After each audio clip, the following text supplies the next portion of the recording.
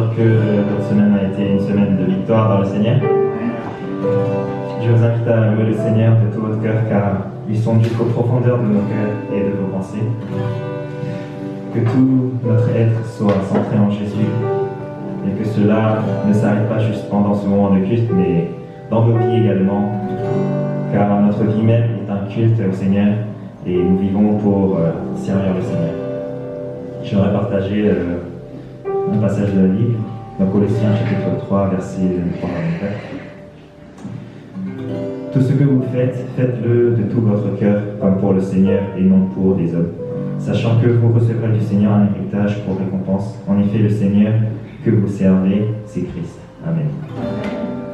Je vois que vous êtes déjà bien motivés à louer le Seigneur. Je vous invite à louer le Seigneur dans la joie et en tapant des mains.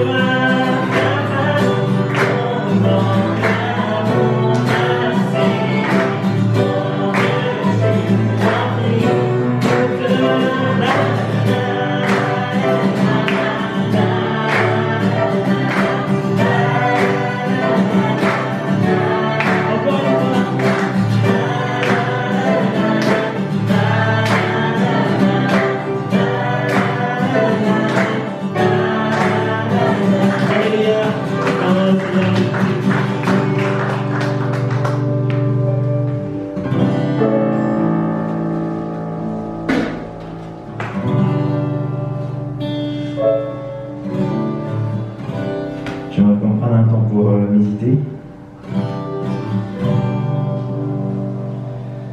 Parce que, quelles qu'en soient les situations, nous sommes nés pour louer le Seigneur, pour adorer le Seigneur. Et c'est ça la raison de notre vie. Et nous voulons être fidèles à Dieu, quelles que soient les circonstances, quelles que soient les situations. Et vraiment toujours l'adorer, nous humilier devant lui et la durée de notre prière et de notre grâce. Amen.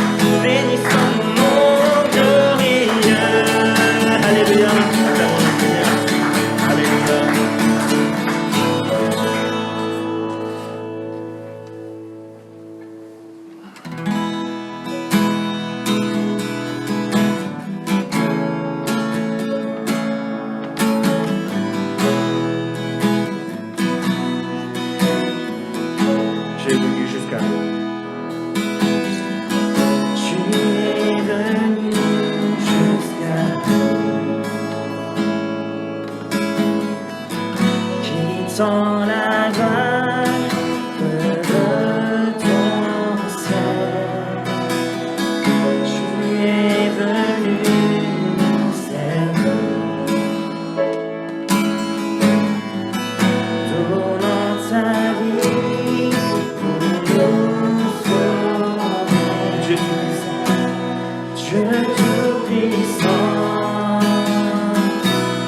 serviteur. Tu nous appelles tous à te suivre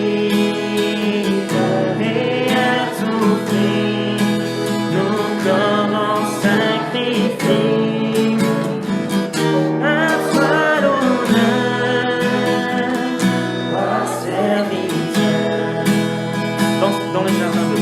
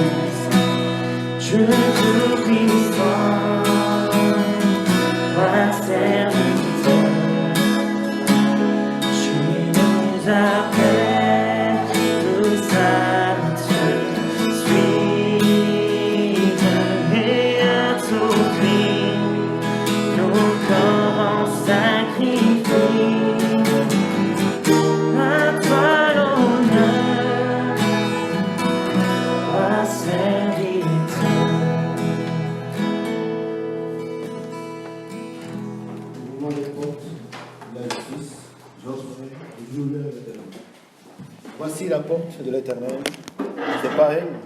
c'est par elle que les justes rentrent. Je te loue parce que tu m'as répondu, parce que tu m'as sauvé. La pierre qu'on rejetait, ce qu'on construisait, est devenue la pierre angulaire. C'est l'œuvre de l'Éternel et c'est un prodige à nos yeux. Voici le jour que l'Éternel a fait, qu'il soit pour nous un sujet d'allégresse et de joie. L'Éternel accorde donc le salut. L'Éternel donne le succès. Béni soit celui qui vient au nom de l'Éternel. Nous vous bénissons de la maison de l'Éternel. L'Éternel est Dieu et il nous éclaire. Attachez la victime de la fête avec des liens aux cornes de l'autel. Tu es mon Dieu et je te louerai, mon Dieu. Je proclamerai ta grandeur. Louez l'Éternel car il est bon. Oui, sa bonté dure éternellement. Amen. Amen. Merci Seigneur, notre Seigneur, Jésus-Christ. Seigneur, nous sommes venus te rencontrer. Et nous sommes venus, Seigneur, devant toi. Et pas d'autres personnes. Pas pour notre raison, Seigneur. Nous sommes venus devant toi pour t'adorer. Reçois notre louange, notre cœur. Seigneur, nous voulons, Seigneur, offrir notre corps, notre cœur en sacrifice vivant pour ta gloire seule, Seigneur.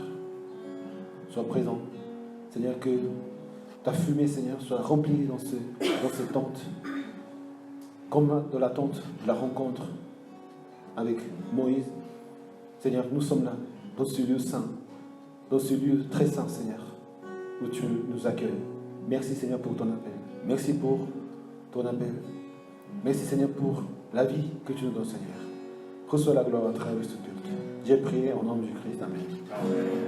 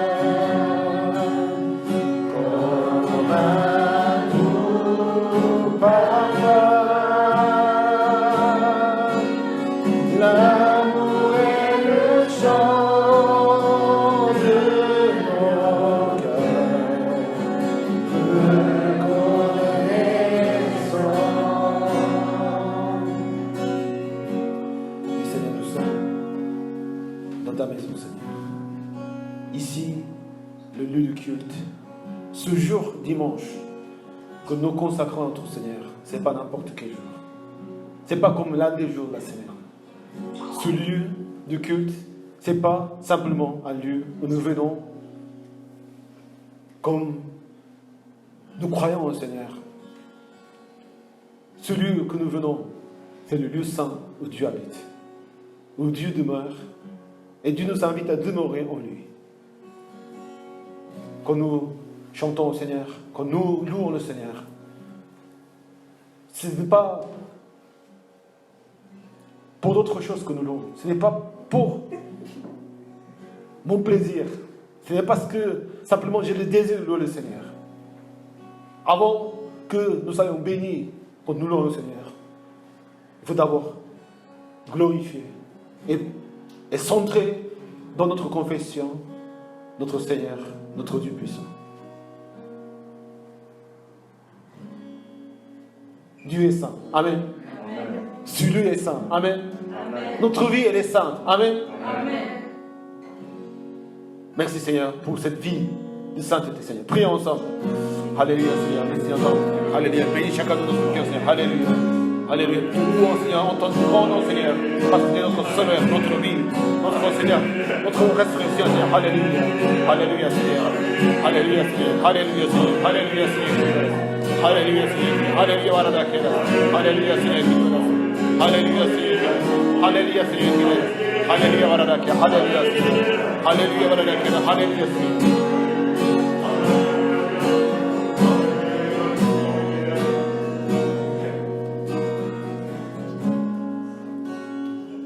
Pour cela que nous louons, disons Alléluia, notre Dieu, notre grand-père.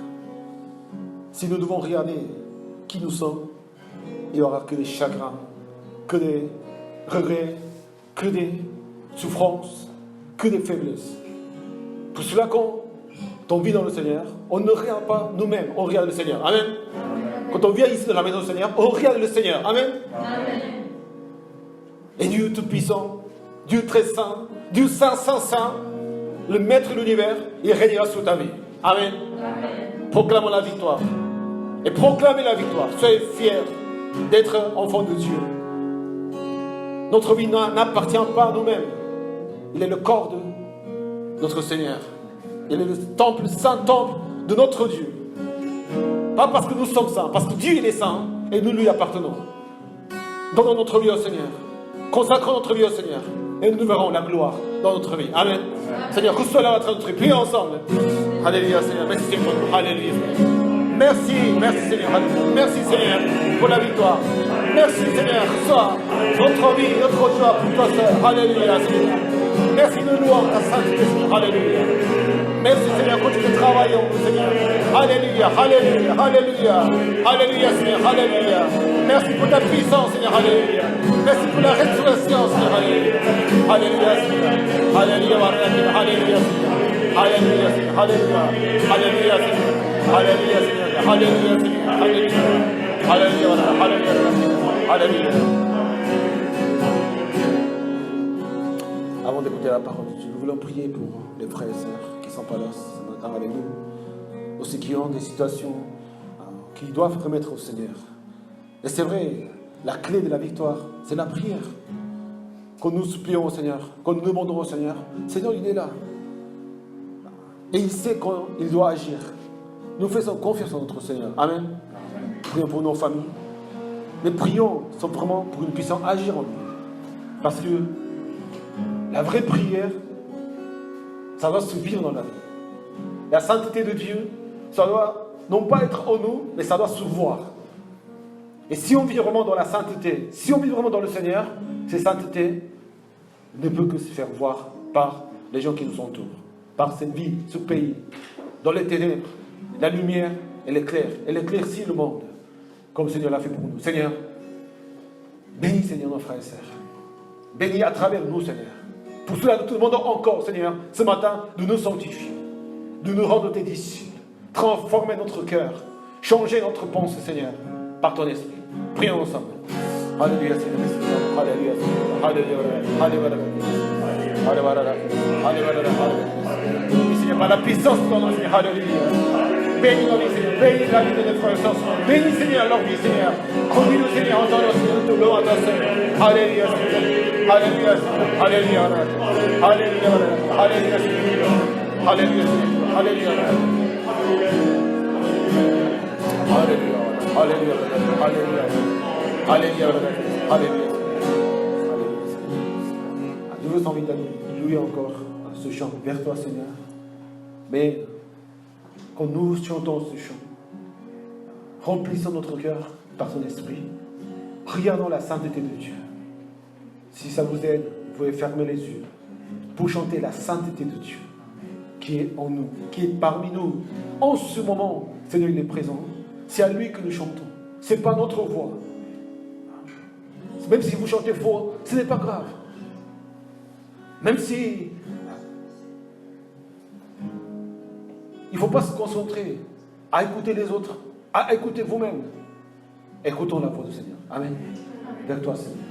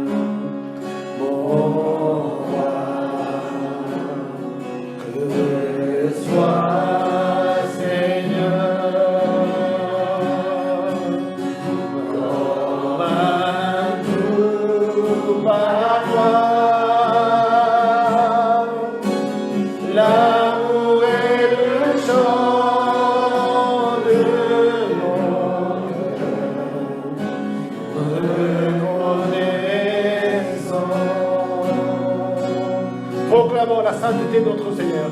Vers toi, Seigneur. Vers toi, Seigneur. Oui, tu es saint, Seigneur. Lève ma voix pour t'adorer,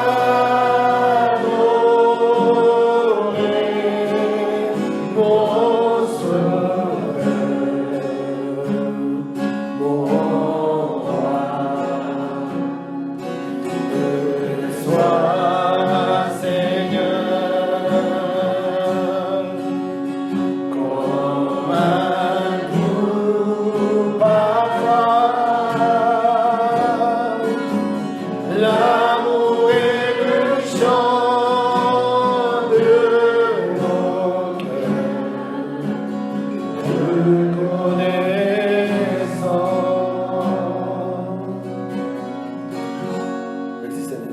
Merci pour ta sainteté. Merci pour ta majesté, Seigneur. Tu es grand, tu es le maître de l'univers. Et tu es venu, Seigneur, mourir pour nous. Maintenant, Seigneur, prends la place du roi, de cette église. Et que ta sainteté, Seigneur, puisse remplir ce lieu, puisse remplir notre cœur. Parle-nous, Seigneur, à travers ta parole. Encore, dirige-nous, conduis-nous, Seigneur. Et transforme-nous, Seigneur, que nous soyons consacrés à toi, Seigneur, à toi seul. J'ai prié au nom de Christ. Amen. Amen. Alléluia. Amen. Il faut lire les uns les autres. Dieu est saint. Saint, saint.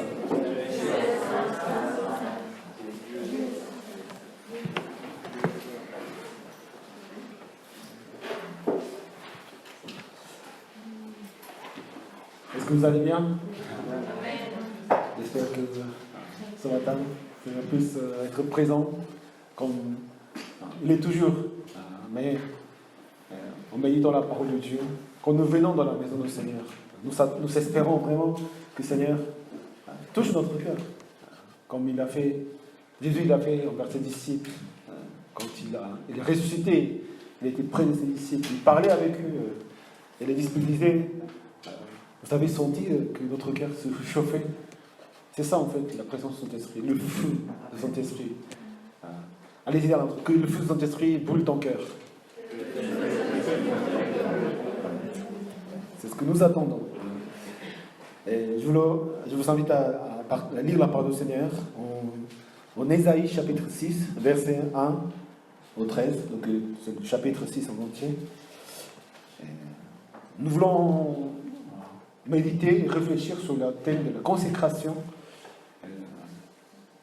que nous vivons, dans le thème de l'Église consacrée. C'est vrai, l'Église c'est le corps de Christ, c'est pour Dieu, c'est de Dieu, c'est par Dieu, mais quand même il vaut mieux mettre consacré, parce que nous voulons que l'Église soit pour la gloire de Dieu. Amen. Et nous voulons voir la parole du Seigneur en Ésaïe chapitre 6, verset 1 à 13.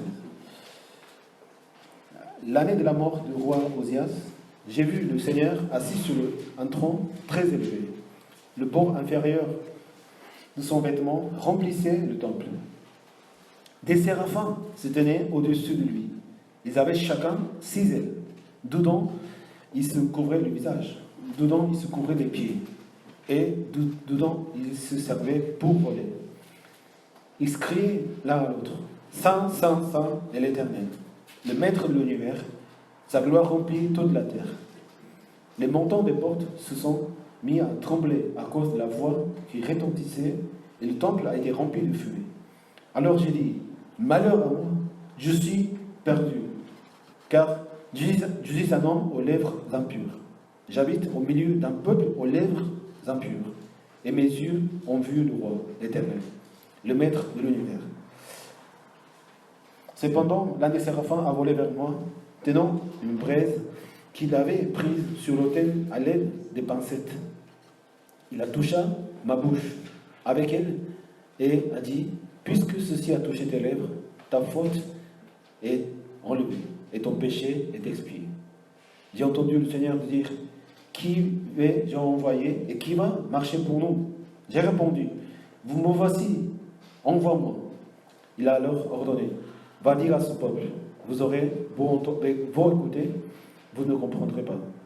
Vous aurez beau regarder, vous ne saurez pas. Rends insensible le cœur de ce peuple, endurcis les oreilles, et ferme-lui les yeux pour qu'il ne voie pas ses yeux. Il n'entend pas de ses oreilles, ne comprenne pas de son cœur, ne se convertisse pas et ne soit pas guéri. J'ai dit, jusqu'à quand, Seigneur? Et il a répondu, jusqu'à ce que la dévastation ait privé les villes d'habitants et les maisons d'êtres humains, et que le territoire soit dévasté, désertique, jusqu'à ce que l'Éternel ait éloigné les êtres humains et qu'une grande partie du pays soit abandonnée. S'il reste encore un dixième des habitants, à leur tour, ils passeront par les flammes. Cependant, tout comme un térébinthe et les chênes conservent leur souche quand ils sont abattus, la souche de ce peuple donnera une sainte descendance. Amen. La sainte mission du saint pour les saints. Saint, saint, saint. travailler autrement. Nous avons parlé des projets de l'Église. Nous avons parlé que le Seigneur prépare vraiment un réveil pour son peuple. Et c'est ce que nous avons vraiment à cœur, de glorifier le Seigneur en allant vers ce réveil, vers cette promesse d'être béni abondamment dans le Seigneur. Dieu est grand. Amen.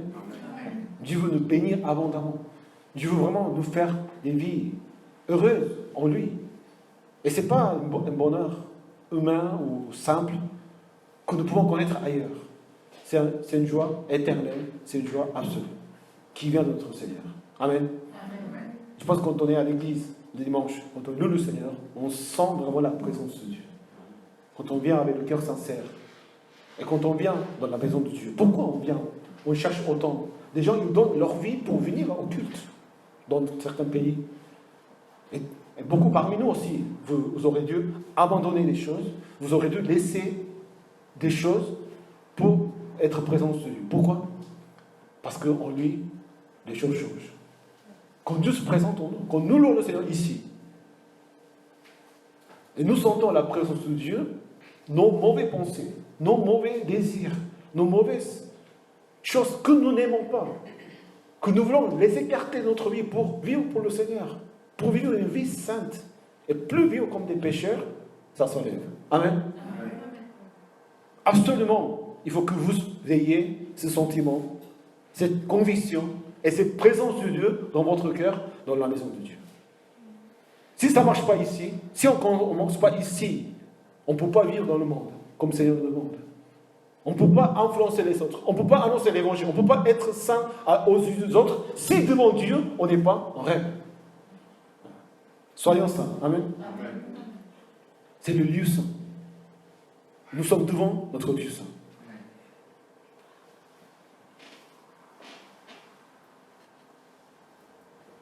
C'est vrai, la consécration, c'est ce que nous voulons faire, parce que nous aimons le Seigneur. En consacrant à Dieu, le mot consacration, ça veut dire rendre sacré en dédiant à Dieu. Donc c'est quelque chose qu'on va consacrer pour la gloire de Dieu. On va consacrer les choses pour simplement pour Dieu. C'est ce que ça veut dire d'être chrétien. On est né, on est sauvé. Seigneur nous forme, Seigneur nous appelle pour que nous puissions vivre pour sa gloire. Amen. Pour sa gloire éternelle. Et pas des choses qui vont finir un jour avec la mort, avec le temps qui change. Notre espoir, c'est ça, c'est de glorifier le Seigneur éternellement et de consacrer notre vie pour les œuvres de Christ et pas nos œuvres. L'autre sens de consacrer qu'on utilise plus généralement dans le monde, c'est à destiner quelque chose à un usage. Voilà. On utilise le même mot. Mais le premier sens, c'est à Dieu. C'est une connotation religieuse.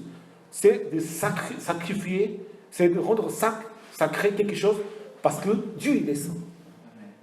On ne peut pas offrir à Dieu quelque chose qui n'est pas saint. Pourquoi? C'est où? Pourquoi? Dans le tabernacle, dans le temple, dans le temps de Moïse, on donnait le sacrifice, les offrandes aux dieux, des bœufs, des chèvres, des oiseaux, sans défaut. Parce que ce qu'on va donner à Dieu doit être sacré, doit être pur, doit être vraiment préparé de tout notre cœur. Quand nous venons au Seigneur, nous devons avoir le même cœur.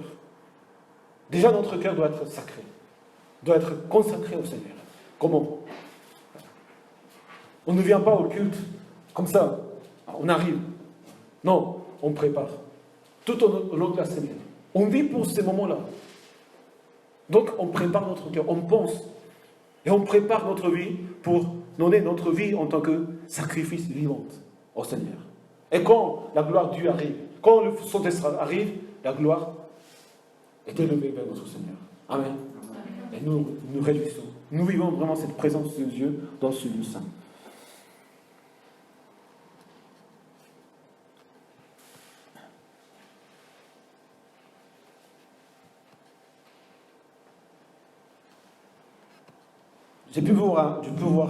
J'ai pu voir un film qui s'appelle Le Cheval de guerre. Est-ce que vous connaissez ce film? Personne ne connaît ce film. Bah, c'est 8 ans, donc mon fils. À l'école, il avait un devoir. Lire un livre, il s'appelle Cheval de guerre. Tu connais pas Daniel? Ah oui, merci. Après, il avait envoyé le film pour voir après le livre. Donc c'est un cours d'histoire. Hein. Donc on parle d'histoire parce qu'ils sont en train de voir les Première Guerre mondiale, les Deuxième Guerre mondiale. Donc ça se passe dans le contexte de Première Guerre mondiale. C'est la guerre entre Angleterre et l'Allemagne. Et ce cheval, il est né dans un champ, dans une ferme de l'Angleterre. Il y a une famille et il y a un fils de cette famille qui adore ce cheval. Il est beau, il est magnifique. Mais il ne lui appartient pas. Un jour, le père, il va aux enchères pour acheter un cheval pour travailler dans son champ. Parce qu'il fallait travailler durement, il fallait vraiment travailler avec des outils, et il fallait un cheval vraiment puissant, fort. Et le père, il a acheté aux enchères ce cheval. Et le fils, qui aimait autant ce cheval, qui le connaissait avant, il commence à élever le cheval. Alors, il y a des choses qui se passent, et la guerre arrive. Et le père va vendre ce cheval à l'armée anglaise pour avoir de l'argent parce qu'il avait des dettes. Et ce cheval qui était d'abord dans la nature, maintenant il appartenait à cette famille, à ces garçons merveilleux qui aimaient autant le cheval, il devient maintenant un cheval de guerre. Il part en guerre du côté Angleterre. Mais dans un de ces combats, il perd. Donc le cheval est enlevé par les Allemands. Il devient un cheval de guerre pour l'Allemagne. Donc il travaille pour les Allemands. Et à un moment donné, deux soldats allemands, ils s'échappent, ils s'en vont de la guerre, et ils se cachent dans une maison anglaise, ils se font rattraper, mais le cheval il reste dans cette maison. Et une famille anglaise, ils le prennent à nouveau. Donc c'est la petite fille qui monte sur le cheval, il va être au service de cette petite fille. Et encore, il vient des Allemands, ils prennent ce cheval, il va vers l'Allemagne, il change de nationalité facilement. Et dans une guerre, il est au milieu des deux. Il limite Angleterre et Allemagne. Un soldat allemand, un soldat anglais, ils vont l'aider parce qu'il était blessé. Et il revient à la terre anglaise et il rencontre ce garçon qui était devenu un soldat anglais. Et le film finit héroïquement, joyeusement. Beaucoup d'émotions dans cette histoire. Donc le cheval, en quelque sorte, il est à l'usage de quelqu'un qui lui appartient à celui qui va devenir maître, finalement. Le cheval n'a pas de droit, en fait, de dire « Non, je vais rester ici, je vais rester ici ». Si le maître le vend, le droit devient à celui qui a l'acheté en enchère. Donc il y a beaucoup de ventes d'enchères dans ce film. Le cheval n'a pas de droit, il consacre simplement. Nous, en tant que chrétiens, c'était pour dire cela, que nous, en tant que chrétiens, on s'est pareil. Nous n'avons pas de droit de dire « Je vais consacrer pour quelqu'un. Je vais consacrer à ça. Je vais consacrer à cela. Je vais consacrer à mes projets. Je vais consacrer à quelque chose que j'aime faire vraiment. » Mais si on est chrétien, tout de suite, on doit dire « Je vais consacrer ma vie au Seigneur. » Amen. On a le choix. Il est notre maître. Bien sûr, on a le choix. On a le choix que le Seigneur nous donne, cheval n'a pas le choix. Seigneur nous donne le libre arbitre. Mais le être chrétien, ça veut dire quoi? C'est je mets mon libre arbitre. Et je vais consacrer ma vie au Seigneur. Pourquoi? Parce que Dieu a sauvé ma vie. Parce que Dieu s'est donné lui-même pour notre péché. On voit dans le film, hein, le fils, il aime vraiment le cheval. Il fait tout pour. Il veut partir même à l'arrière parce qu'il veut être avec lui. Tout simplement parce qu'il veut être avec le cheval. On est ému de ça. Mais quand on est dans le Seigneur, son amour éternel, Dieu lui-même qui s'est fait homme, sa sainteté devient à notre niveau humain, pécheur, encore. Il est maudit, il est frappé, alors qu'il est divin. Et il nous aime jusqu'à mourir. Comment ne pas être envahi par son amour? C'est pour cela qu'on dit, je vais consacrer ma vie au Seigneur. Ce n'est pas une obligation. Personne n'est obligé de consacrer au Seigneur. Mais celui qui a senti cet amour, et vous savez, le cheval, il est vraiment, il va chercher ce garçon à tout prix. Et finalement, ils se rencontrent. Et ils sont vraiment heureux. Parce qu'il a reçu l'amour de lui. Il a été maltraité, il a été usé, il a été jeté, mais il savait que le garçon l'aimait. Donc finalement, il devient fidèle à ce garçon. Ils sont des amis. Quand on a reçu l'amour du Seigneur, on se rend compte tout de suite, ce n'est pas simplement quelqu'un qui m'a aidé. C'est Dieu qui s'est donné pour nous. Amen. Il est notre maître. Le disciple du Christ, c'est de suivre le maître. C'est de consacrer sa vie au maître. Sinon, on n'est pas disciple. À celui que tu consacres, tu deviens son esclave. Si tu obéis à quelque chose, tu deviens cet esclave-là. Dans mon enfance, j'avais le moment que j'étais fumeur. Excuse-moi. Mais qu'est-ce que ça m'a aidé vraiment à sortir, à dire un jour à l'autre? Non. Un jour, je me suis dit, je ne sais pas, mais Dieu m'a donné ça dans mon cœur.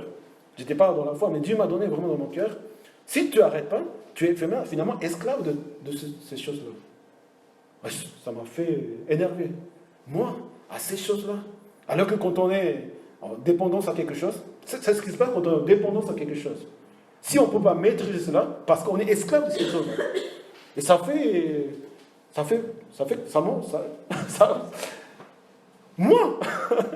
moi, je suis esclave de ces choses-là. Ça m'a frustré. Du jour à l'autre, j'avais envie de plus voir ces choses-là. Quand on est sous dépendance de quelque chose, on est finalement esclave de ces choses-là. On est inférieur à ces choses-là, ça veut dire. Lui, il est mon maître. Lui, il est mon maître. C'est ça l'addition. L'addition au téléphone. Il n'est pas mon maître, je suis son maître. Si je ne veux pas faire, je ne le fais pas. Si je veux faire, je le fais. Mais si on ne peut pas arrêter, si on ne peut pas vraiment contrôler notre sentiment, notre amour, on est esclave de cela. Exactement, c'est notre relation avec le Seigneur. Amen. Amen. Nous sommes les esclaves de Dieu. La parole de Dieu nous le dit. Et ce n'est pas esclavage opprimé ou forcé. On est là dans lui. On est dépendant de lui. Rien ne peut nous séparer. Mais la joie, la force, l'espoir qui rebondit tout le temps. On est tout le temps dans la joie. Amen. C'est toujours dans ton anniversaire. Pourquoi tu es toujours dans la joie? On est toujours dans la joie. On est toujours là, malade, fatigué, frappé, rejeté. Personne ne nous aime, mais Dieu nous aime. Rien ne peut nous arrêter. C'est ça la force. C'est ça de comprendre quand on est sous le règne, sous la seigneurie de notre Seigneur, notre Maître, et de savoir qui il est vraiment. L'homme si petit qui nous sommes, si rien qui nous sommes. Nous avons ce privilège de croire en Dieu, louer le Seigneur, être devant lui, venir à l'église, louer, toucher, louer, parler, dire Dieu, mon Père, mon Maître. C'est la bénédiction éternelle que Dieu nous donne. Seigneur nous donne cette liberté. Mais nous devons être conscients à qui nous nous adressons. Et ce privilège que nous avons de servir le Seigneur, consacrer notre vie au Seigneur. Le Seigneur n'a pas besoin de notre consécration. Il est le Dieu puissant. Même avec des pierres, même avec de la créature, il peut faire des miracles. Mais c'est pour nous faire participer à sa gloire. Nous donner cette chance. Nous donner voilà, ces privilèges de vivre dans le Seigneur, dans notre vie courte. Ça, c'est l'amour du Seigneur envers nous.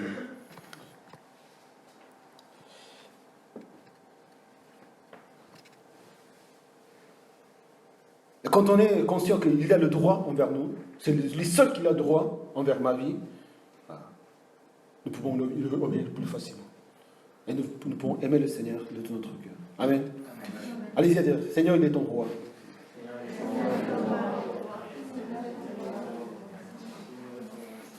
Et on doit absolument nous adapter à lui. Nous devons absolument apprendre à sa parole. Nous devons absolument venir à lui et nous adapter à lui. Je suis étranger en France.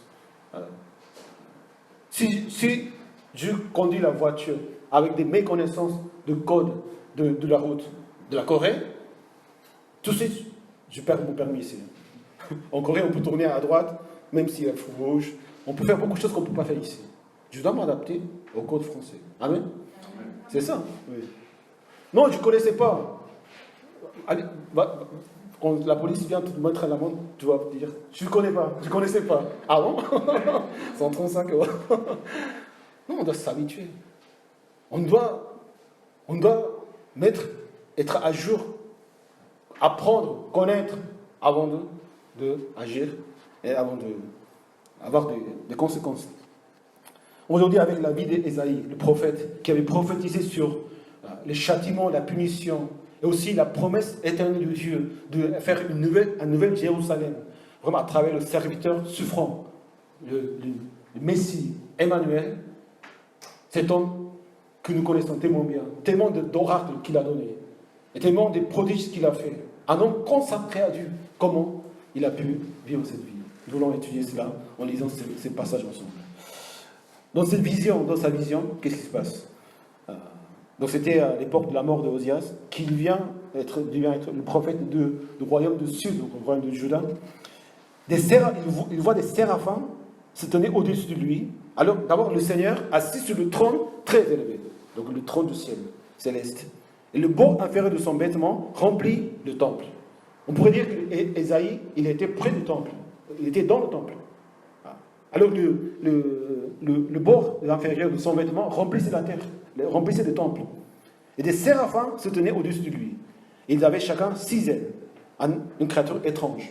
C'est vrai, dans la Bible, surtout dans la vision de Jean en Apocalypse, il y a beaucoup de créatures qui apparaissent, beaucoup de créatures qui parlent spirituellement. Mais ce n'est pas la créature qui nous importe, c'est de voir qu'est-ce qu'il fait, qu'est-ce qu'ils font. Ils avaient 6 ailes, deux ailes couvraient leur visage. Et 2 autres couvraient les pieds. C'est-à-dire, 2 ailes qui couvrent le visage, 2 ailes qui couvrent le pied, il est couvert des ailes. On ne voit pas les séraphins, finalement. On ne voit pas qui est vraiment. Ils se cachent derrière les ailes. Et 2 autres pour voler. Et ils se mettent au-dessus. Pour quoi faire? Pour chanter le Seigneur. Et ils disent, Saint, Saint, Saint. Ils crient l'un à l'autre, en écho. Saint, Saint, Saint est l'Éternel, le Maître de l'univers, sa gloire remplit toute la terre. Pourquoi Isaïe voit cette vision du Dieu saint et les séraphins loués entre eux? Et il est envahi vraiment de cette image. Parce qu'avant toute consécration que nous voulons faire au Seigneur, avant tout ce que Dieu veut faire au Seigneur, tout d'abord, nous devons regarder la sainteté de Dieu. En fait, toute la consécration, c'est pour la sainteté de Dieu. Souvent, on a tendance à dire, je consacre au Seigneur. Moi, je consacre au Seigneur. C'est moi qui fais quelque chose. Moi, je porte la croix. Oui, je fais des choses. Je consacre ma vie. J'offre quelque chose au Seigneur. Tenez. Mais c'est faux. Toutes les consacrations à l'Église que vous faites, que nous devons faire, c'est parce que, d'abord, tout doit être centré en Dieu et dans sa sainteté. C'est pour la sainteté de Dieu que nous faisons. Et c'est la sainteté de Dieu qui doit se voir à travers notre consacration. Les séraphins célestes, ce sont des êtres célestes, des serviteurs de Dieu. Bien sûr, ce sont des créatures. On peut dire des anges, des êtres célestes. Mais pourquoi ils se cachent? Pourquoi ils cachent leur visage, leur corps? Et on ne peut qu'entendre simplement leur voix. C'est pour qu'on puisse voir la sainteté de Dieu. Amen. Que Dieu soit le seul visible de toutes les consécrations, tout ce que nous pouvons faire dans notre vie. On ne regarde pas un homme, on ne regarde pas un séraphin. On ne doit pas voir les gens, on ne doit pas voir les séraphins, on ne doit pas voir les choses. Simplement, on doit écouter Saint, Saint, Saint, Saint est l'Éternel. C'est moi qui parle, le séraphin numéro 1. Non, le séraphin était facile. On doit chercher toujours montrer la sainteté de Dieu, glorifier la sainteté de Dieu, et nous, ne pas se faire voir. Amen. Si on est dans le premier plan, ce n'est pas la sainteté de Dieu. Si on est dans le premier plan, avant la sainteté de Dieu, on n'est pas dans la sainteté. On est dans son orgueil. Moïse, quand il descendait du mont Sinaï, après avoir rencontré le Seigneur, il brillait. Il y avait la lumière. Le Saint-Esprit, il était en lui. Il se cachait pour que le peuple d'Israël ne voit pas son visage. Parce que sinon, ils allaient adorer Moïse. Combien de gens dans ce monde, ils adorent des hommes et des femmes, des êtres, en disant ça.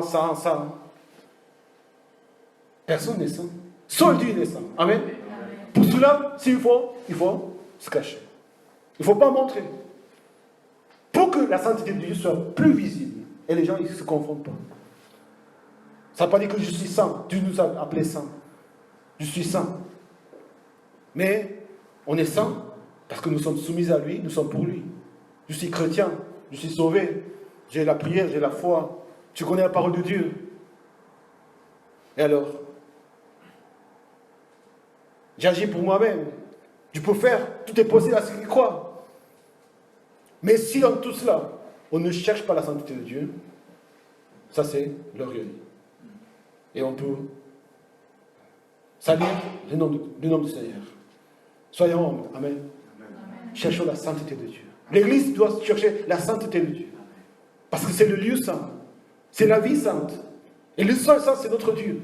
Et dans sa présence, d'abord chercher, vraiment, consacrer, dans toute notre consacration, tout ce que nous faisons, tout d'abord, centrer en lui.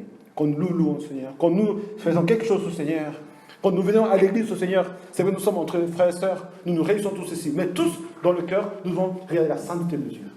Pour que cette sainteté de Dieu dure et dure. Des séraphins veut dire brûlant. Le feu brûlant. Ça, c'est ce que ça veut dire en hébreu. Et le brûlant signifie la sainteté de Dieu. Leur office était de brûler le péché. D'où ils vont brûler le péché d'Ésaïe plus tard. Souvent, le feu est accompagné dans la Bible, dans la présence du Seigneur, dans l'Ancien Testament. Et ils sont là pour brûler le péché. Quand ils disent saint, saint, saint, nous devons aussi voir qu'est-ce que c'est, pourquoi ils disent 3 fois saint. Saint, 3 fois, ça veut dire, c'est la sainteté absolue. 3, le chiffre 3 dans la Bible, c'est l'absolu. Donc, 3 fois saint, c'est vraiment, il est le souverain, c'est le superlatif, c'est le complet, c'est la plénitude, et c'est le parfait. Il est le saint parfait. Quand on applique le mot saint à Dieu, ça veut dire il est mis à part. C'est-à-dire il est mis à part, il est séparé de toutes choses, il est vraiment distinct, il est séparé de toutes les créatures. Il est saint par lui-même. Mais quand on applique le mot saint aux hommes, ça veut dire que nous sommes mis à part pour lui. Amen. Ça c'est le mot consacré, sanctifié, c'est la même traduction. On est mis à part pour lui, pas pour moi. Moi je suis mis à part du monde. Je vis plus dans le monde. Je vis maintenant dans le Seigneur. Mais si tu n'es pas mis à part pour le Seigneur, finalement, on est dans le péché. On n'est pas dans le Seigneur. Il n'y a pas de sainteté. Il n'y aura pas de victoire. Il n'y aura pas de toute cette bénédiction au Seigneur qui nous a promis. Parce qu'on n'est pas mis à part à Dieu. Consacré, être saint, c'est le contraire de dire ordinaire et profane. Et encore, ça veut dire souillé, qui veut dire sali, tacheté et infecté. Nous sommes séparés du monde. Nous sommes choisis, nous sommes élus pour consacrer notre vie à notre Dieu saint. Amen. Alors, la présence de Dieu et sa sainteté fait trembler les terres. Les montants des portes tremblent à cause de la voix qui retentissait et le temple a été rempli de fumée. Le fumée de l'encens dans le lieu saint. On mettait le feu pour que ça se remplisse de fumée. Ça, c'est ce qui symbolise en fait aujourd'hui l'adoration et la prière.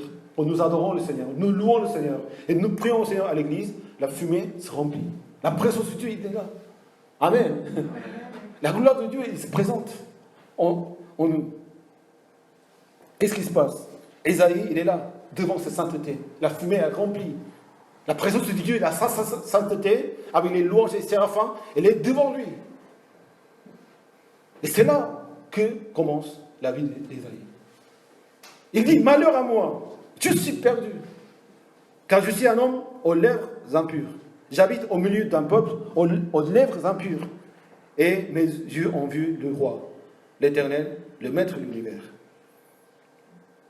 On se rend compte, devant la sainteté de Dieu, qui nous sommes vraiment. Quand on est devant la sainteté de Dieu, qu'est-ce qui se passe? Tu vois qui tu es vraiment. On se croyait quelqu'un bien. On se croyait quelqu'un qui connaissait les choses. Même si tu n'as rien fait dans la vie, de mauvaises choses, devant la sainteté de Dieu, la sainteté de Dieu nous fait perdre qui nous sommes vraiment. On est perdu. Parce que je vois ma réalité. Je vois qui je suis. Je vois combien de mauvaises choses j'ai en moi. C'est où là commence vraiment la vie chrétienne consacrée au Seigneur. Quand on se rend compte qu'on est des pécheurs. Amen. Si on ne passe pas par là, on ne peut pas consacrer le Seigneur. On ne peut pas connaître la sainteté. Quand est-ce qu'on peut vraiment confesser le péché? Dans le lieu saint, dans la présence de Dieu. C'est exactement ici, dans la maison du Seigneur. Quand on voit la présence de Dieu, vraiment, on voit nous-mêmes notre cœur, et c'est ce qu'il confesse Ésaïe. Je suis un homme aux lèvres impures. Nous pouvons faire l'allusion à Moïse aussi. Quand il était au désert, l'Éternel dit, Moïse, Moïse, il était au milieu du buisson. Il disait, Moïse, Moïse, répondit, me voici. Dieu dit, ne t'approche pas d'ici, retire tes sandales, car l'endroit où tu tiens, est une terre sainte. Là où Seigneur nous appelle, c'est un lieu saint. C'est la terre sainte. Et quand on vient, Seigneur nous appelle, quand on est dans la présence du Seigneur, si on n'enlève pas notre souillure, notre saleté, notre vie, les sandales, qu'est-ce que ça veut dire? C'est les pas que j'ai marché dans ma vie. C'est ma vie quotidienne. C'est ce que je me suis efforcé à faire dans ma vie. Mais devant le Seigneur, il faut à côté. Il faut tout mettre à côté pour se mettre dans la sainteté du Seigneur. Amen. Les souillures, ils sont sales. Nos péchés sont pareils. Si on n'abandonne pas notre péché, on ne peut pas rentrer dans la terre, à la terre sainte. On est dans l'église, on est dans la présence du Seigneur. Mais pourquoi Ésaïe seulement pour voir cette vision du Seigneur? Parce qu'il se rend compte qui est. Et ils se sont perdus. Il a besoin du Seigneur. L'apôtre Pierre, quand il a rencontré le Seigneur a fait le miracle de pêcher les poissons. Qu'est-ce que Pierre dit? Seigneur, éloigne-toi de moi parce que je suis un homme pécheur. Personne ne l'avait renseigné qu'il avait le péché en lui, qu'il était une mauvaise personne. Parce qu'il avait le péché originel. Puis il était magnifique. Mais le péché originel spirituel, ne connaître le Seigneur, ne pas louer le Seigneur, ne pas obéir à sa volonté, ça c'est le péché originel. On se rend compte, devant la sainteté de Dieu, que nous sommes des pécheurs. Il faut enlever les sandales. Pour consacrer sa vie au Seigneur, il faut enlever ses sandales. Son étiquette, sa pensée, sa philosophie, sa façon de voir les choses, sa façon de comprendre les choses, il faut enlever les sandales. Si on veut vraiment être sanctifié, si on veut entrer à la terre sainte de Dieu, pour que nous soyons consacrés et sanctifiés, il faut enlever les sandales. Sinon, les péchés continuent. Sinon, la vie impure continue. Dieu ne peut pas s'adapter à nous, à notre impureté. Sinon, il n'est pas Dieu saint. C'est nous de changer, et ça commence par enlevant les sandales. Amen. Et Dieu donne la grâce d'enlever les sandales. Vraiment. Il faut tout laisser. Il faut tout laisser à côté et aller vers le Seigneur. Tout ce que j'aime, tout ce que je désire, tout ce que je sais faire, tout ce que je suis, tout ce que j'ai fait. Les sandales, c'est le symbole de toute notre histoire. Mais si on garde encore, moi encore, oui, non, c'est moi encore, on ne peut pas venir de la présence du Seigneur. Et chaque dimanche que nous venons au culte, c'est pareil. Si nous voulons rencontrer le Seigneur, il faut enlever les sandales. Mes soucis, mes fardeaux, mes désirs, mes plaisirs. Si on veut vraiment que le Saint-Esprit agisse en nous, nous voulons vraiment consacrer notre vie au Seigneur, il faut enlever les sandales. Il dit, je suis un homme aux lèvres impures. Il dit cela parce qu'il a vu les séraphins qui louaient le Seigneur. Et quand il écoutait les louanges, les cris des séraphins, qui louaient la sainteté de Dieu, il a vraiment senti la sainteté de Dieu. Alors, notre bouche, il compare encore un grand écart entre ce qu'ils font les séraphins, entre ce que c'est la sainteté de Dieu et ce que je suis. Vous savez, la bouche, les lèvres, ça représente beaucoup de choses. Quand vous entendez quelqu'un parler, vous pouvez savoir vraiment ce qu'il pense, même si on ne peut pas connaître en complet. Mais avec le temps, les lèvres, ce qu'il parle, lèvres, en fait, va dire ce qu'on a dans le cœur, on a dans la pensée. On peut camoufler, on peut faire semblant. Mais à un moment, à un autre, on ne peut pas. Il faut être très, très, très fort pour camoufler tout le temps. Vous savez ce qui m'est arrivé un jour? J'étais en train de traduire une prédication d'un pasteur, un pasteur français. Il prêchait très difficilement, avec des mots difficiles. J'avais peur au départ. Mais ce jour-là, j'étais pas bien. J'avais l'habitude de traduire de français en coréen. Donc tout le monde me disait, ah oui, tu traduis bien, tu as le don de traduction. Ah oui, ah bon, ouais. Je me sentais bien aussi, mais c'était pas fatigant. C'était bien pour traduire. Mais ce jour-là, j'étais pas vraiment dans la présence du Seigneur. Je savais que j'étais vraiment dans la présence. Qu'est-ce qui se passe? Il dit une phrase, j'ai pas compris ce qu'il avait dit. J'étais un peu congelé. J'ai pensé qu'il allait passer la phrase, mais il a répété. J'ai dit, et tout le monde regardait. Vous savez, ça commence à transpirer et tout. Il a dit la troisième fois. Et qu'est-ce que j'ai fait? Traduire, bien sûr. Mais j'ai dit un mensonge. J'ai traduit autre chose. Vous savez ce que ça veut dire, ça? J'ai traduit autre chose. Parce que je n'avais pas compris. J'étais pasteur. Hein. Et je me disais, je ne fais pas de mensonge, moi. Je suis quelqu'un de bien. Je suis pasteur, quand même je suis sur l'estrade. Mais inconsciemment, ou naturellement, de mon cœur, j'ai fait, voilà. Parce que je pensais à un moment que le pasteur ne comprenait pas le coréen, donc je vais faire comme ça pour que ça passe, parce que sinon, ça ne va pas aller. Et là, celui-ci encore, ah, mes lèvres parlent de ce que je suis vraiment. Je ne sais pas si bon serviteur que ça. J'ai beaucoup de mensonges dans ma vie. Je parle des choses. Je pense, en fait, on calcule souvent quand on parle. Essayer de revêtir ça, prier avec des mots doux, vraiment parler bien, encourager les frères et sœurs. Mais si on parle vraiment de sincèrement de notre cœur, qu'est-ce que ça va sortir? De saleté, de méchanceté, des mensonges. Il faut reconnaître cela. Amen. Pour ça, Isaïe dit, je suis un homme de lèvres impures. Et je vis avec des hommes avec des lèvres impures. C'est souvent ce qui arrive. On parle avec les gens. On parle même avec des frères et sœurs. Des choses impures. Et ça va, il n'y a aucun souci. On camoufle, on mensonge, on cache. Ton cœur parle. Seigneur, écoute. Et souvent, c'est pourquoi que dans le monde, on parle avec des gens qui ne croient pas en Dieu, il y a des tensions. Ils ne te comprennent pas. Mais si tu arrives à comprendre avec eux, il y a un problème quand même, hein, n'est-ce pas? Comment on peut mélanger nos paroles, nos lèvres qui sont consacrées pour louer le Seigneur? On parle des choses qui sont impures, qui n'ont pas pour la gloire de Dieu. Et on n'a pas du mal à parler ça. Notre lèvre doit être consacrée pour adorer le Seigneur. Amen. Amen. Pour parler de Dieu. Amen. Les séraphins viennent avec des braises, c'est-à-dire des charbons ardents, tout rouges, pour toucher les lèvres d'Ésaïe. C'est là où ça change. Maintenant, tes péchés sont expiés, parce que ceci a touché tes lèvres. Les charbons ardents veut dire la grâce divine. Ça symbolise la grâce divine. Ouais. Quand on est dans le lieu saint, devant la présence de Dieu, et tu confesses ce que tu es vraiment, la grâce vient dans ta vie. Et tu es, Seigneur, lave tes péchés. Tes péchés sont expiés. La sainteté de Dieu nous couvre. Et c'est là où ça commence, vraiment, la vie, la grâce de Dieu. C'est Dieu lui-même qui fait notre conversion. C'est Dieu lui-même qui touche notre lèvre. Et les lèvres deviennent des vrais adorateurs, des vrais louanges du Seigneur. On parle pour la gloire de Dieu. On ne parle pas pour moi. On parle pour Dieu. On consacre notre cœur, notre pensée, et nos lèvres continuent à parler de Dieu. Si vous voulez savoir quelqu'un qui consacre pour le Seigneur, il suffit simplement d'écouter ses lèvres. Vous avez des oreilles. Amen. Vous avez la foi du Christ. Il ne faut pas se mêler avec des gens qui ne consacrent pas les lèvres au Seigneur. Il vous contaminera. C'est spirituel.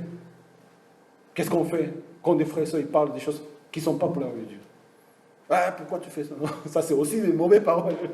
C'est comme ça. Ou on fait semblant de ne pas écouter. C'est tout. Voilà. C'est important. Ce que tu dis à travers tes lèvres. La foi, c'est une confession de nos lèvres. Il faut faire attention à ce que nous disons. Parce que ça a de l'impact. Si nous sommes là pour la sainteté de Dieu, nous devons vraiment, quand on loue le Seigneur, c'est pareil. quand on loue à l'église, quand on prie au Seigneur, vous savez, les Juifs, ils ne disaient pas Yahvé, parce que le mot était sanctifié. Donc ils disaient, on dit Y-A-V-H-E, ils disaient Adonai. Ils disaient autrement, parce que son nom, il est saint. C'est vrai, nous sommes sortis de cette loi et toutes ces choses. Seigneur nous a libérés par son esprit. Mais quand même, il faut garder ce respect à son nom. C'est sainteté. Si j'ose dire, je suis chrétien, je crois en Jésus-Christ, c'est tellement devenu banal, c'est tellement facile de dire cela. On vient à l'église du Seigneur, voilà, on vient. C'est le lieu saint. C'est le lieu le plus important de toute notre vie. On vient comment à ce lieu? C'est ça ce qu'il faut que nous puissions penser avant de consacrer à Dieu. Sinon, tout ce que nous faisons, nous donnons la vie, nous donnons toutes choses, mais ça n'aura pas de gloire à Dieu. Dans toutes les religions, ils consacrent à quelque chose. À leur Dieu, à leur pays, à leur famille. Pourquoi on est différent? Parce que nous, on ne consacre pas pour faire quelque chose. On est là pour adorer la sainteté de Dieu. Amen. Dieu, il est saint, saint, saint. Et nous sommes saints avec lui. Et quand Ésaïe a été lavé de ses péchés, maintenant il vous consacre au Seigneur. Le Seigneur dit, qui je vais envoyer? Qui va marcher pour nous? J'ai répondu, me voici, envoie-moi. Comment Dieu, il attend en fait le cœur volontaire. Dieu n'oblige jamais de dire consacrez-vous. Jamais. L'Église aussi jamais doit dire à quelqu'un consacrez-vous. Ça doit être volontaire. Il doit écouter de Dieu. Amen. Ce n'est pas le pasteur qui va vous dire faites quelque chose. Jamais, jamais, jamais. Et c'est là, jamais ça va arriver dans cette Église. Amen. Jusqu'à aujourd'hui, si vous avez commencé quelque chose, parce que Dieu vous a demandé, venez me voir. Il faut arrêter. Dieu vous donne pardon. Parce que, quand Dieu nous appelle, c'est un appel saint. Pour une mission sainte. Ce n'est pas pour faire plaisir à quelqu'un. Parce qu'on sent la sainteté de Dieu. Et je viens donner mes consacrations moi-même au Seigneur. Par son propre désir. C'est là où ça se passe. C'est là où la sainteté de Dieu se manifeste. C'est ce nous voulons faire. Nous ne voulons pas faire des disciples parce qu'on fait des choses, parce qu'on a des rôles, on a des tâches. Quand on voit la sainteté de Dieu, on devient disciple de Jésus-Christ. Et c'est ce que le Seigneur nous dit. Mais encore, ce n'est pas parce que Dieu nous dit qui veut y aller, c'est moi, je veux consacrer. D'autre part, ce n'est pas tout. Dieu doit accepter aussi. Amen. Si tu es encore dans l'impureté, si encore tu ne connais pas la sainteté de Dieu, comment tu vas te consacrer? Tu consacres, ça sera pour ton nom, pour toi, ça sera d'une façon différente. On mélangera les choses. Non, la maison de Dieu, elle est sainte. On ne peut pas venir avec nos souillures, avec les sandales encore, avec les lèvres impures, de louer le Seigneur. Seigneur sait. Dieu doit accepter notre volonté. Et ça doit être pas de notre volonté, volontairement, mais pas notre volonté, mais sa volonté. Amen. Amen. Toujours, nous en serons pour sa volonté. La mission sainte arrive.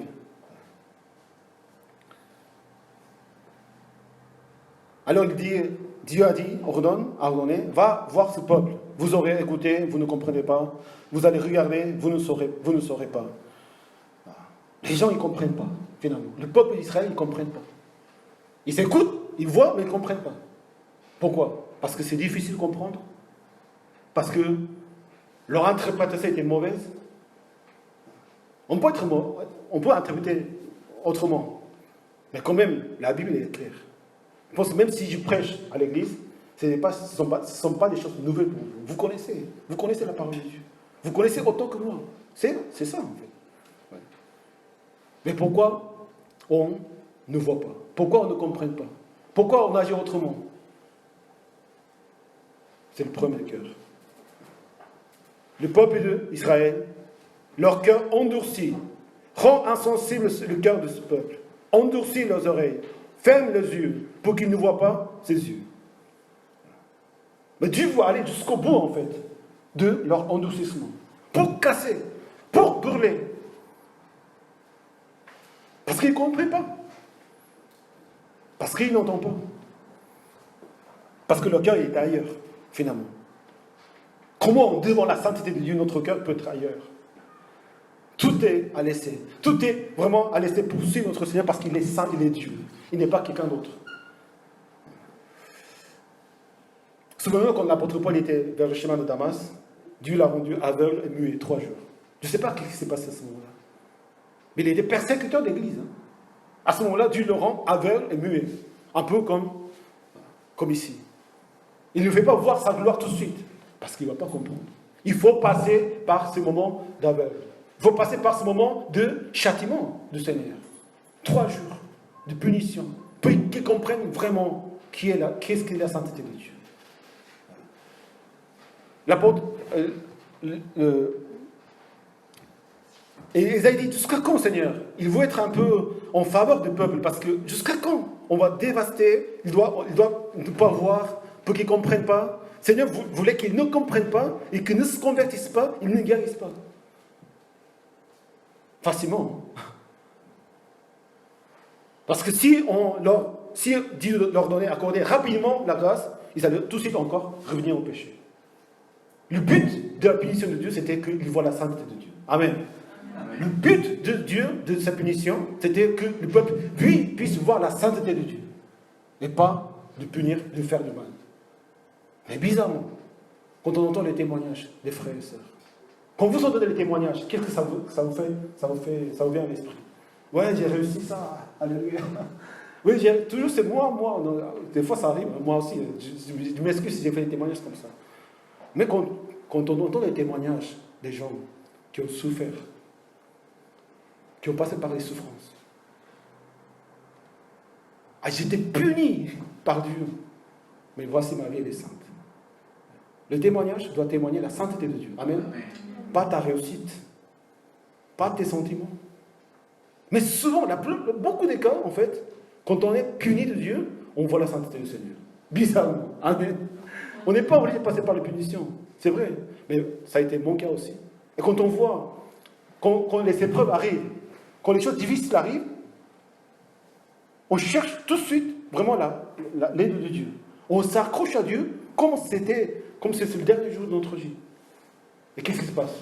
Il ne change pas. Les problèmes ne changent pas. Mais on voit la sainteté de Dieu. Sa vie est changée.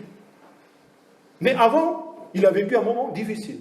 Vous pouvez dire, c'est des épreuves, c'est des attaques. Mais vous n'avez pas le droit de dire ça finalement. Pourquoi? Parce que l'épreuve, c'est Dieu qui donne. L'attaque, c'est l'ennemi qui fait. Vous n'êtes pas Dieu, vous n'êtes pas votre ennemi. Vous êtes vous-même.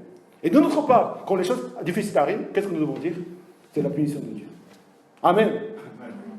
Vous n'avez rien à que le Seigneur vous punisse. Vous n'avez rien que vous êtes pur, 100%. Dieu ne peut pas nous punir. Est-ce que nous obéissons à toute la parole de Dieu? Nous sommes tellement merveilleux. Non. Amen.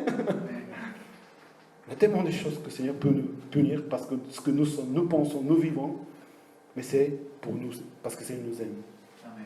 Parce que le Seigneur veut que nous centrions dans cette vie consacrée au Seigneur, amen, à cette sainteté.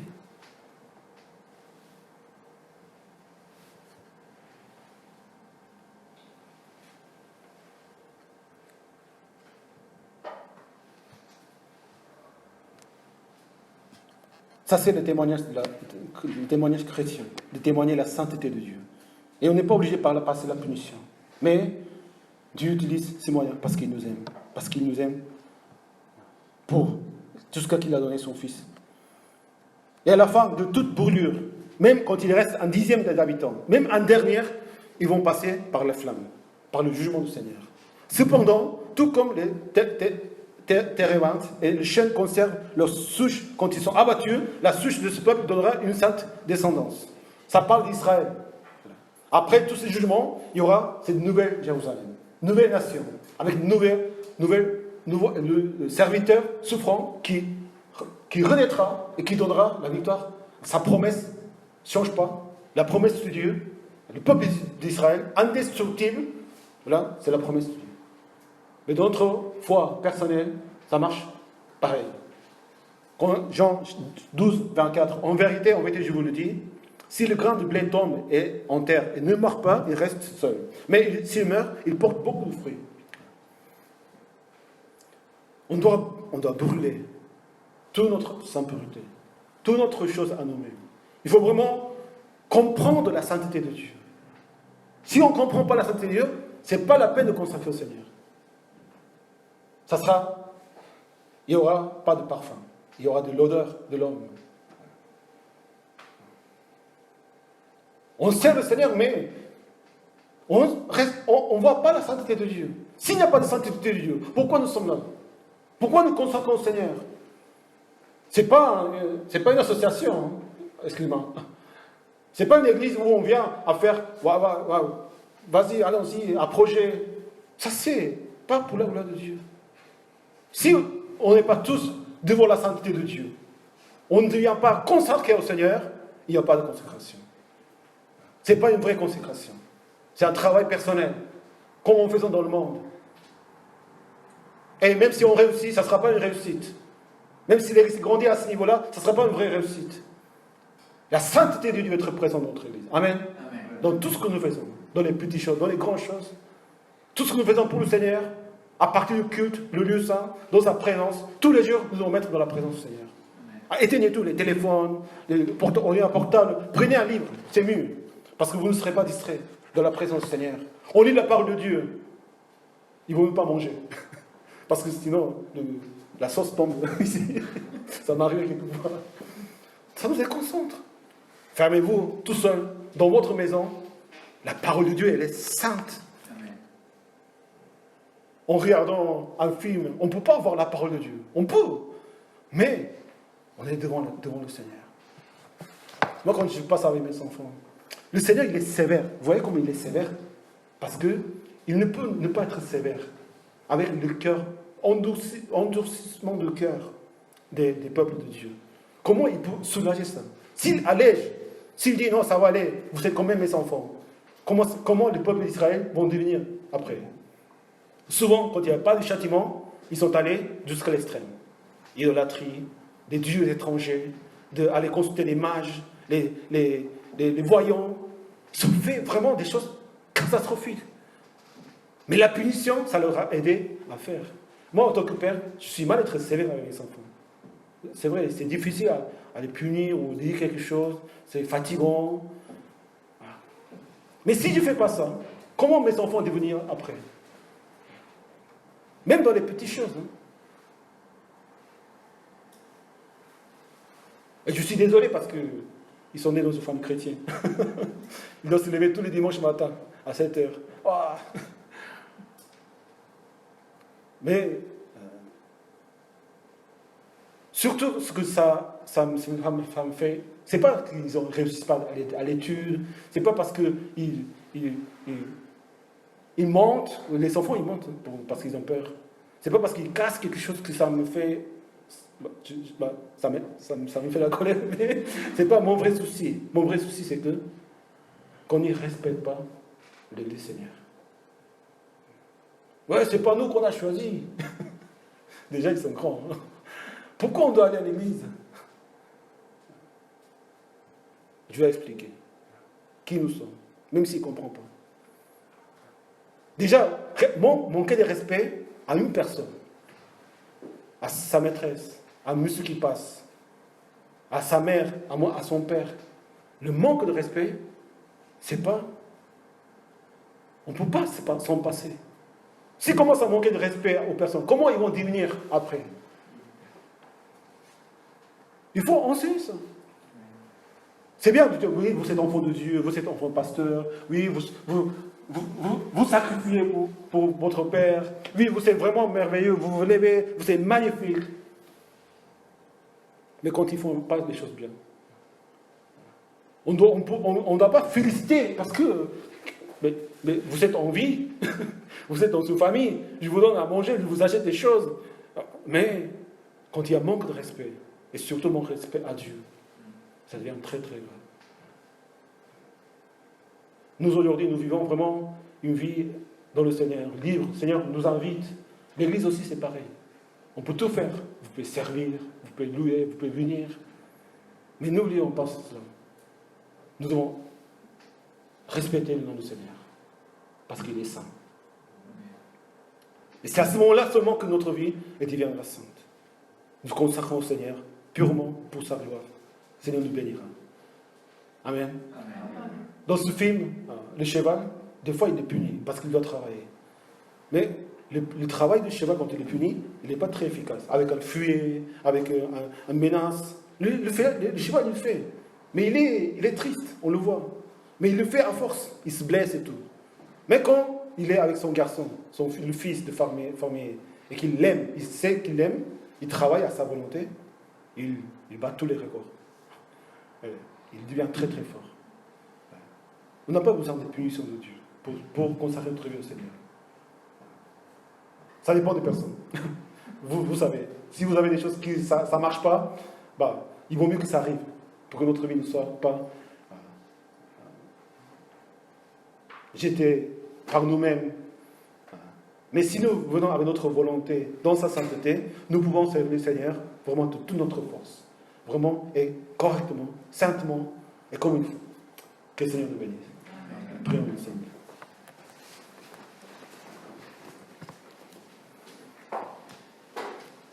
La semaine prochaine, nous allons continuer à réfléchir sur comment nous pouvons consacrer au Seigneur, de quelle manière, de quelle façon.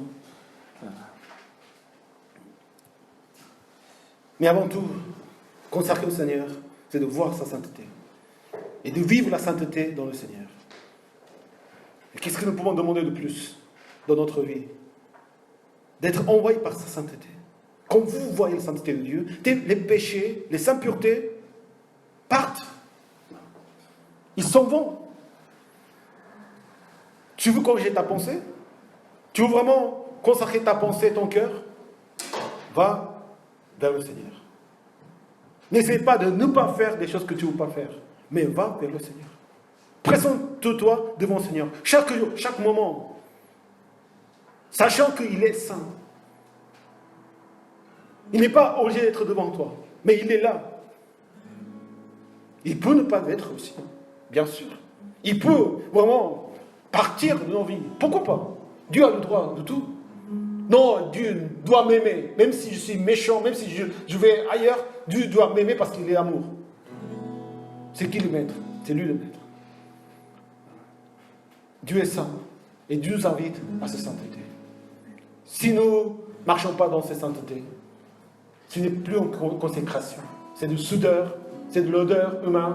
Et notre vie ne sera pas comme nous voulons. Il n'y aura pas d'espoir.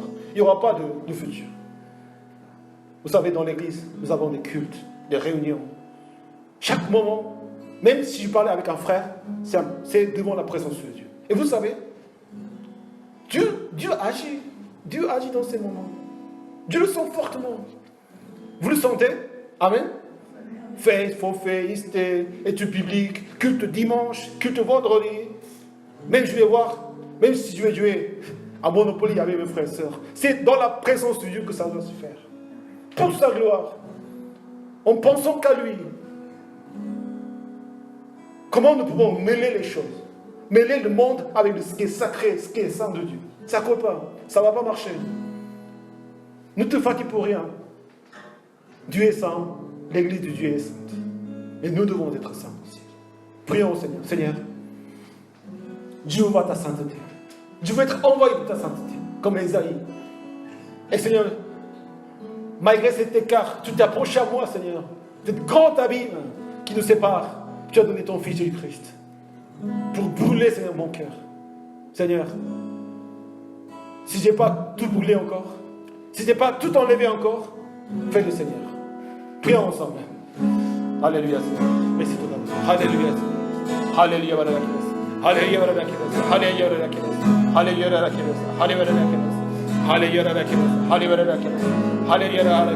Alléluia. Merci, Seigneur, pour ta sainteté, Seigneur, dans ma vie, Seigneur. Merci pour ta sainteté, Seigneur. Alléluia. Alléluia, Seigneur qui reste. Alléluia, Seigneur qui reste. Alléluia, Seigneur qui reste. Alléluia, Seigneur qui reste. Alléluia, Seigneur qui reste. Alléluia, Seigneur qui reste. Alléluia, Seigneur qui reste. Alléluia, Seigneur. On peut tout pardonner. On peut tout accepter. On peut tout comprendre. Mais si on n'est pas conscient, on ne reconnaît pas la sainteté de Dieu, et on ne respecte pas la sainteté de Dieu, ça ne se pardonne pas. Parce que si on pardonne cela, si ça, on laisse, ça grandit, ça gonfle. On part, on s'éloigne. On sait où on peut arriver. On peut voir des chrétiens qui laissent le chemin de sanctification au milieu. Pourquoi? Parce qu'ils ont cessé de voir la sainteté de Dieu. Dans l'église, il y a des soucis qui arrivent. Il y a des problèmes qui arrivent entre nous. Pourquoi? Parce qu'on a arrêté de regarder la sainteté de Dieu. On a arrêté de chercher la sainteté de Dieu. Amen.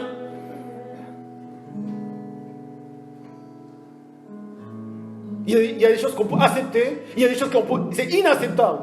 Comment Dieu, miséricordieux, plein de compassion, bonté, amour parfait, il peut dire qu'il ne revient pas, qu'il ne soit pas guéri si rapidement, qu'il ne voit pas, continue à endurcir leur cœur. Comment il est capable de dire ça? Parce que le cœur du peuple d'Israël,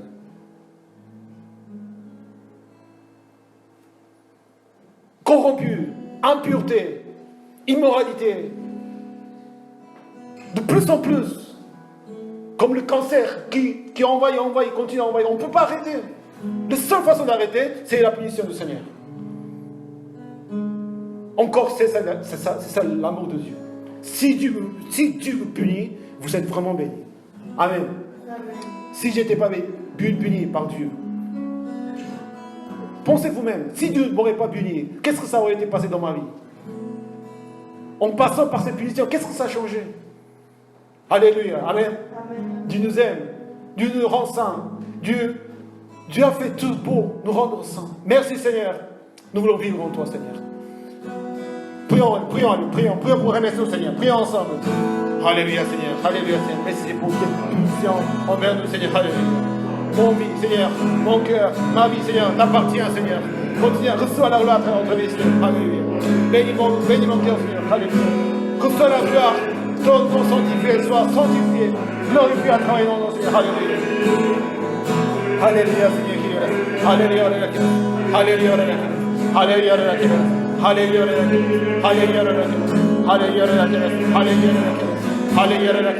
Alléluia. Nos lèvres te chantent, Seigneur. Nos lèvres te chantent, Seigneur. Alléluia. Nos lèvres te cherchent à toi, Seigneur. Alléluia. Nos lèvres te chantent, Seigneur. Alléluia. Alléluia. Alléluia. Alléluia.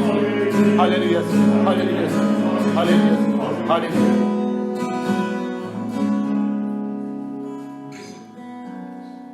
Comme vous savez, je suis fils de pasteur.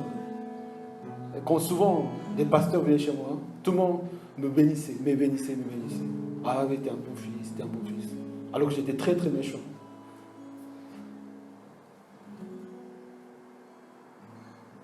Et Dieu rigolait de cette situation. Ils ne me connaissent pas.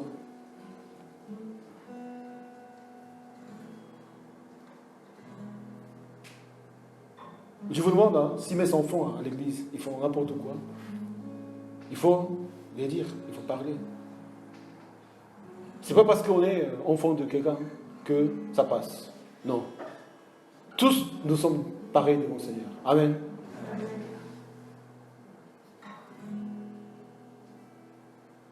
Aimons les corrections, aimons les punitions du Seigneur, qui nous sanctifiera.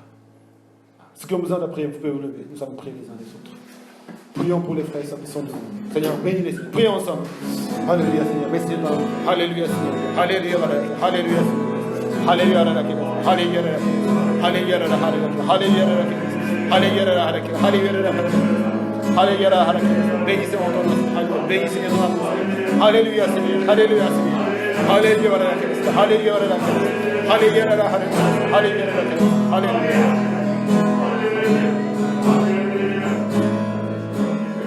Alléluia, Seigneur. Merci, Seigneur. Vous pouvez prendre place, nous allons louer le Seigneur et offrir l'offrande. Ce qu'ils ont préparé, vous pouvez passer en temps.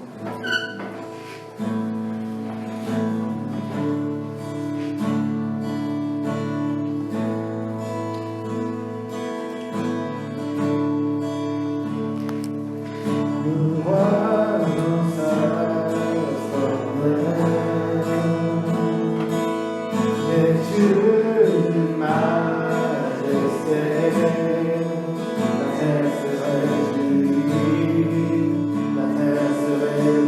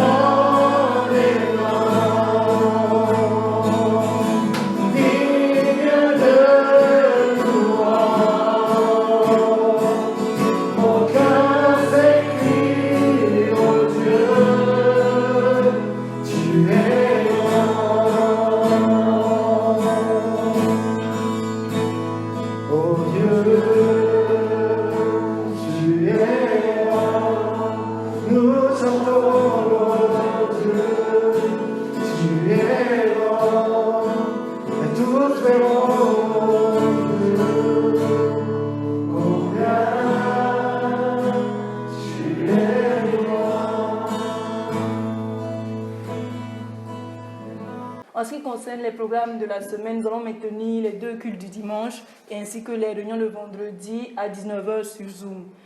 Et en ce qui concerne les programmes des samedis, ils se feront tous sur Zoom à partir de 10h. Hier, nous avons eu la réunion forfait et vraiment le Saint-Esprit nous a bénis par ce temps de partage que nous avons eu. Donc le samedi prochain, nous aurons la réunion des femmes ainsi que la réunion de l'équipe d'évangélisation. Et nous rappelons qu'en ce qui concerne l'équipe d'évangélisation, chacun est appelé à faire une présentation en ce qui concerne le projet de l'Église et de le présenter lors de la réunion. Et le dernier samedi du mois, nous aurons l'étude biblique qui se portera sur le thème « Dieu et l'homme », la partie 2. Vraiment, nous invitons chacun à participer à l'étude biblique parce que vraiment, c'est très édifiant et nous apprenons énormément de choses. Et donc, n'oublions pas de respecter les gestes barrières, d'avoir toujours nos masques. Et si quelqu'un ne se sent pas bien, que vraiment chacun reste, que la personne ne se sente pas bien reste à la maison et vous recevrez le culte en ligne sur YouTube. Donc que Dieu vous bénisse et passez un excellent dimanche en Christ. Continuons à nous réunir par les réunions de Zoom. Aussi, on continue à prier pour toutes ces situations. Et, voilà. Quoique les situations ne sont pas bien pour la vie de l'Église, que Dieu semble, la sainteté de Dieu puisse être toujours présente dans la vie chez nous. Amen. J'avais quelque chose, mais j'ai oublié. C'est pas grave. Nous allons nous lever pour chanter notre Seigneur. À toi la gloire.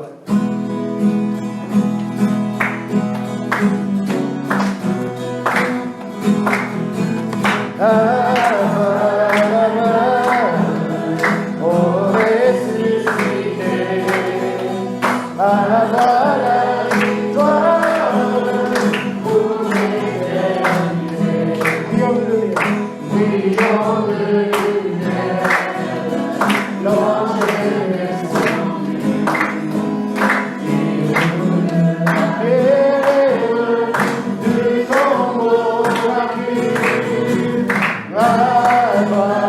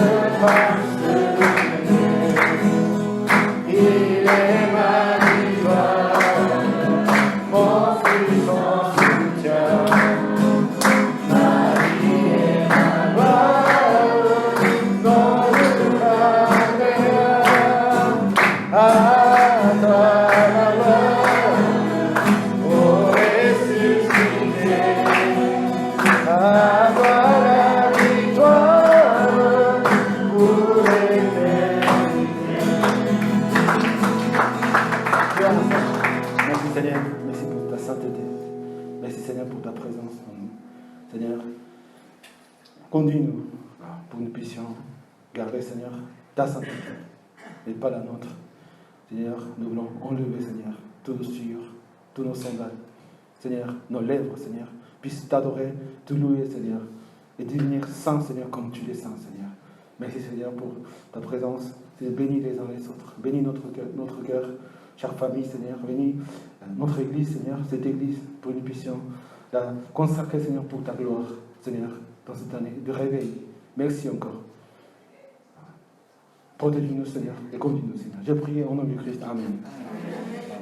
Applaudissons et glorifions le Seigneur. Allez, allez là, saint, saint, saint, Dieu est saint et nous sommes saints.